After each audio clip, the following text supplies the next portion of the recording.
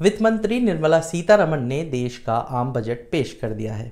Finance minister ने आज इस बजट में पूरी कोशिश की कि इस बजट को संतुलित रखा जा सके, बैलेंस वाला एक बजट कहा जा सके, और कहीं ना कहीं उनके इस बजट में ये चीज़ देखने को भी मिली, क्योंकि अगले साल देश के आम चुनाव होने वाले हैं। साल 2024 में लोकसभा का चुनाव है, तो ऐसे में सरकार के लिए ये बेहद ही ज़रूरी था कि इस बजट में सरकार हर वर्ग को साध कर चले। बजट देखने के बाद ये भी लगा कि एक सैलरीड क्लास टैक्स पेयर से लेकर एक बिजनेस क्लास तक को सरकार ने इस बजट में कुछ ना कुछ देने की कोशिश की है। नमस्कार, मनी कंट्रोल हिंदी देख रहे हैं आप, मैं शुभम।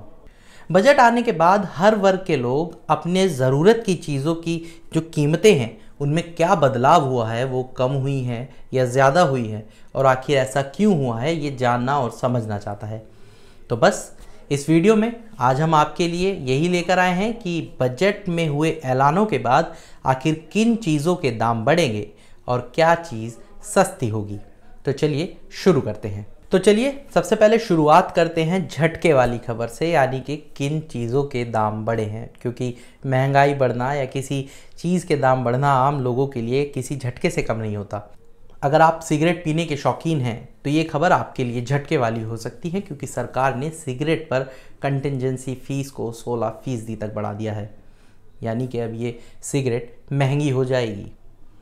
वैसे तो धूम्रपान सेहत के लिए हानिकारक होता है, लेकिन शौक भी बड़ी चीज़ है, तो अब आपके हाथ में है कि आप किस चीज़ को चुनते हैं। खैर, आगे बढ़ते हैं। कंपाउंडेड रबड़ पर बेसिक इंपोर्ट ड्यूटी को 10% से बढ़ाकर 25% कर दिया गया है, तो ये भी महंगा हो जाएगा। अब बात करते हैं महिलाओं की, तो महिलाओं को भी वित्त मंत्री ने कहीं ना कहीं इस बजट में झटका तो दे ही दिया है, क्योंकि सोने के आभूषणों के दाम बढ़ने वाले हैं।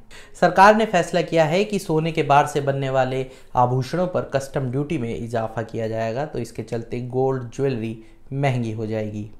इसके अलावा किचन में इस्तेमाल की जाने वाली इलेक्ट्रॉनिक इम्पोर्टेड चिमनी भी महंगी हो जाएगी, क्योंकि सरकार ने बजट में ऐलान किया है कि इस पर 7.5% से बढ़ाकर 15% कस्टम ड्यूटी लगा दी जाएगी। इसके बाद किचन में लगने वाली इलेक्ट्रॉनिक चिमनी के दाम भी बढ़ जाएंगे, क्योंकि सरकार ने बजट में ऐलान किया है कि इम्पोर्टेड इलेक्ट्रॉनिक चिमनी पर लगने वाले 7.5% कस्टम ड्यूटी को बढ़ाकर 15% कर दिया गया है, तो यानी कि इसके भी दाम बढ़ेंगे। इन चीज़ों के अलावा चांदी है, प्लेटिनियम है, शराब है, छाता है, इनके भी दाम बढ़ने वाले हैं। अब बात करते हैं कुछ राहत की। राहत यानी कि किन चीज़ों के दाम आखिर कम हुए हैं। बजट में कपड़ा और कृषि के अलावा दूसरे सामानों पर बेसिक कस्टम रेट्स को 21% से घटाकर सीधा 13% कर दिया गया है। वित्त मंत्री ने बजट में लिथियम आयन बैटरी के देश में मैन्युफैक्चरिंग को बढ़ाने पर भी जोर दिया है। इसे लेकर बजट में एक बड़ा ऐलान भी हुआ है, और वो ऐलान ये कि बैटरी से जुड़े, इस लिथियम आयन बैटरी से जुड़े जो कैपिटल गुड्स मशीनरी पर लगने वाली कस्टम ड्यूटी है उसे पूरी तरह से हटा दिया गया है।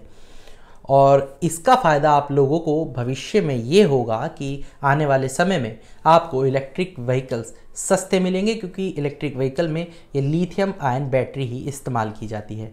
इसके अलावा टीवी में इस्तेमाल होने वाले इंपोर्टेड पार्ट्स को लेकर भी बजट में बड़ा ऐलान किया गया है। वो ऐलान ये है कि ये इन पार्ट्स पर लगने वाली बेसिक कस्टम ड्यूटी को 5% से घटाकर 2.5% कर दिया जाएगा।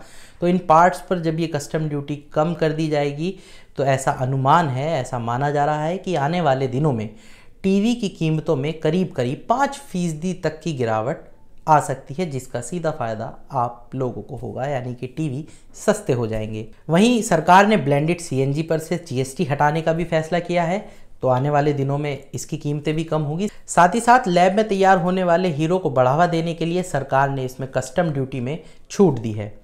वित्त मंत्री ने कैमरा और मोबाइल के पार्ट्स और लेंस जैसे इनपुट पर भी कस्टम ड्यूटी में राहत देने का प्रस्ताव इस बजट में रखा है, तो ये साफ है कि आगे चलकर कैमरा और मोबाइल के दाम भी कम हो जाएंगे। आज इस वीडियो में इतना ही। बाकी बजट से जुड़ी तमाम कवरेज और तमाम बड़ी जानकारियों के लिए जुड़े रहिए मनी कंट्रोल हिंदी के साथ। तब तक के लिए धन्यवाद।